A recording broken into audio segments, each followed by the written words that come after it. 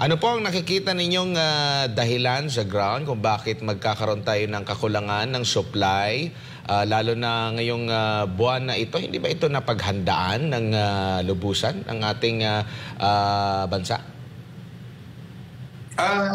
Bali, Admar, MJ, mag-start na yung harvest natin, no? Itong March. So, hindi naman natin nakitang may kulang. So, mag-start na yung harvest.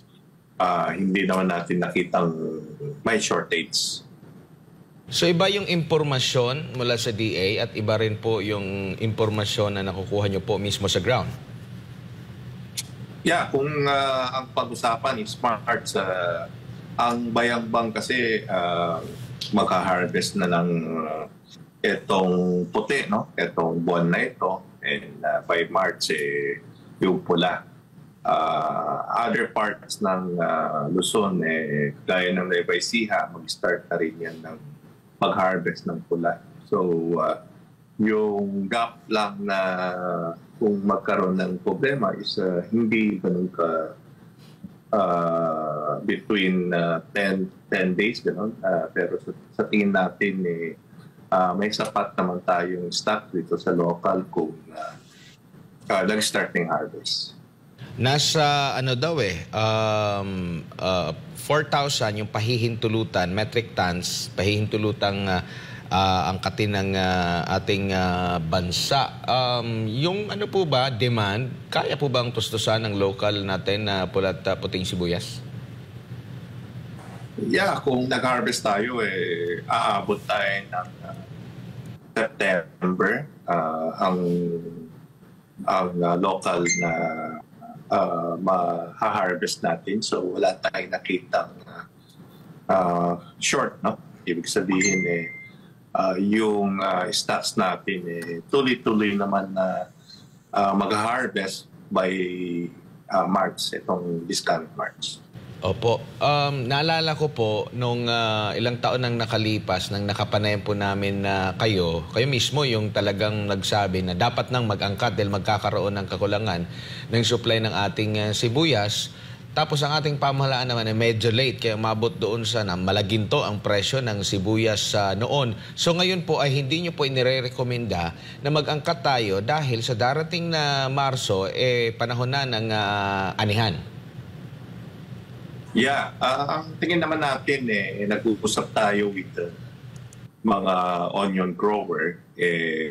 Ang tingin naman nila is wala talagang kailangan na magpasok, no? Dahil mag-umpisa na yung ani. Ang tingin natin, dapat i-prioritize na lang yung local harvest para at least hindi mababa yung presyo, no? Pag-harvest ng ating pula and puting sibuyas. Sir, dito lang ako sa ibang commodity naman dahil ito, pangangailangan talaga, food staple natin mga Pilipino, itong issue po sa bigas. Marami kasi nagpapadala ng mensahe sa himpilan na nung nagdeklara ng food emergency security dahil nga sa pagtaas sa presyo ng bigas, marami kasing napapansin sa ground yung mga kababayan natin na bigas naman ang pinamimigay ng mga tumatakbo. Matindi yung kanilang rice distribution. Anong tingin ng sinag dyan, sir? Yeah, wala tayong shortage, no? Kung yung shortage ang pag-uusapan. Ang naging problema lang, yung implement ng EO 62, hindi bumaba yung presyo ng in-expect, no, ng NEDA na bumaba yung presyo. Na in which nabanggit naman natin last year yan, nung July, MJ and Admar, remember na yung mga interview namin sa inyo na sinasabi natin mali yung desisyon ng NEDA, no, to lower the tariff na hindi mata-translate dun sa retail price. Dahil yung in-import natin, more on 5% broken, no? Yung gustong ibaba ng Kongreso and yung kinakain ng masa is yung 25% broken. So hindi yun ang target dapat, no? We think na sayang yung 15 billion nawala dahil yung collection ng tariff na from 35% bumaba na 15%, yun ang nawala, no? Na dapat ito is mapupunta sa magsasaka, yung 15 bilyones na yan. Kung yung 15 bilyones na yan naibigay sa atin magsasaka, ito is equivalent to 1.5 million hectare with 10,000 pesos each na farmers na mabibigyan, no? Yung 1.5 million hectares, equivalent to 15 billion yun. And kung naibigay sana yun, sa tingin natin, mas may chance na bumaba yung presyo kasi yung puunan ng magsasaka natin bababa, no? And of course, kung bababa yung puunan, pwede natin makabili sa magsasaka ng mas puro na palay, and yung produced na bigas is less 5 pesos, yun ang tingin natin, no?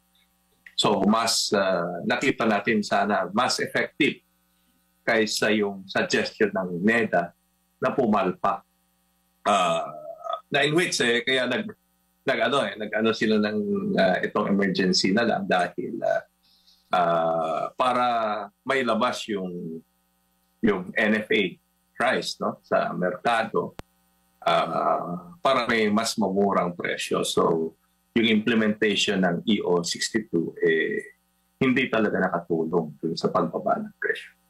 Tsaka ito, sabi nito ni Bench Garlan, dito lang yata sa Metro Manila ang shortage sa bigas at pinalalabas na nationwide na mayroon tayong kakulangan. Anong masasabi mo dyan, sir? Wala tayong shortage na bigas, no? Sa Metro Manila lang ang nagkaroon, kasi yung Metro Manila majority ng 5% broken nandoon. Maraming imported na nakalatag doon sa Metro Manila na hindi bumaba yung presyo, no? So kaya ang 5% broken yan is nasa $420 na lang, no? From $590 dati. So kung makita natin, malaki ng binaba. So maski yung taripa, kung sinasabi natin na ibalik sa 35%, bababa pa rin presyo ng 5% broken. Yun ang sinasabi natin. Na yung 58 pesos, bababa ng 55. Dapat mas bababa pa dun yung presyo na dahan-dahan bababa, no? Maski hindi ibaba yung taripa. Kaya ang suggestion natin is ibalik na yung taripa kasi at ito is makakatulong dun sa collection ng tarif at mabigay sa ating mga magsasaka. Sir, ito, tanong ng mga kababayan to sa ating pong live stream at sa lahat po ng papadala ng kanilang mga mensahe. Si Cherry Reyes, sabi niya, kung aasahan po natin itong mga pulisiya ng Administrasyong Marcos, do you think daw po ba na magtutuloy-tuloy itong pagsirit sa presyo ng bigas at gaano kaya katindi, sir, sabi ni Cherry, yung presyo nito, posible daw umabot ba 70, 80 pesos per kilo sa hinaharap? Hindi naman, no, MJ. Ang tingin naman natin yung presyo, no, sa daigdigan na merkado, malaki nang binaba, no, from dati nasa $580 per metric tons. Ngayon nasa $415 per metric tons, no. And yung local naman natin dito is hindi naman sumipa pataas, no? Kung makita natin yung nasa merkado sa local natin, nasa 40 plus pesos for the past before yung tariff reduction and after tariff reduction. Hindi naman masyadong nag-fluctuate yung presyo local rice natin. Kaya sinasabi natin kung yung suporta binigay sa atin local farmers, mas pwede pang ibaba yung presyo. Yung nakikita natin na 43 to 45 pesos sana, magiging 37 to 40 pesos kung naibigay yung 15 bilyones. Dahil hindi naibigay yun, so hindi natin maasahan na bababa ng 40 pesos yung itong local na bigas natin. Opo, bago lang ulit si Partner Admar, ano masasabi po ng SINAG dito sa datos ng Philippine Statistics Authority na yung agri-sector pala ay nabawasan na higit 1.5 milyong magsasaka at magbababoy. At ang datos po ito ay naitala Disyembre. Matindi ito, engineer.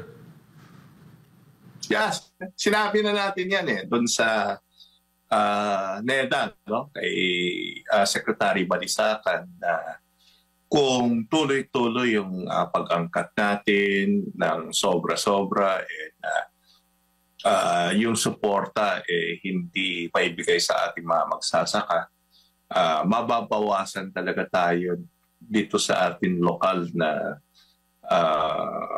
magtatanim. And ito is nakita naman natin yung mismong government PSA na nagsasabi na mababawasan. So, nabawasan. No? So, ang inaano natin is ang PSA is under ano rin yan? Under DOF and itong NEDA. So, mismong ang government ang nagsasabi na nabawasan yung nagtanim. So, tama lang yung sinabi natin noong June last year, July last year, na itong pagbaba ng taripa is hindi makatulong dun sa ating local production. And yung presyo hindi makakatulong pagbaba ng presyo ng local rice natin. Engineer, siguro bilang panghuli na lang na mensahe niyo po sa ating mga kababayan kasi marami na pong ginagawang hakbang ang ating pamahalaan. Pinakauna dyan yung pagbaba ng taripa natin na hindi naman lubusang nagpababa sa presyo ng bigas. At the same time, ngayon na naman, meron namang emergency food security emergency na hindi pa malinaw kung talaga bang magpapababa ng lubusan sa presyo ng bigas at kung ito ba'y pangmatagalan po. Minsan yun na lang po, Engineer. Yeah, we hope na ang NEDA, no? Pumunta sa ground, kausapin ang industriya para malaman yung talagang sitwasyon, hindi yung nasa table computation na nakita naman natin na hindi epektibo na nakatulong. And ang tingin natin dapat na pakinggan, no, ng NEDA ang ating agricultural sector. Kung hindi, lalo tayong magiging problema kung aangkat tayo ng bigas from other countries na in which hindi natin kontrolado dito sa local and hindi advantageous dito sa ating local production. Maraming salamat po, Engineer, sa inyong oras at panahon. Sa ulitin po, ingat po kayo.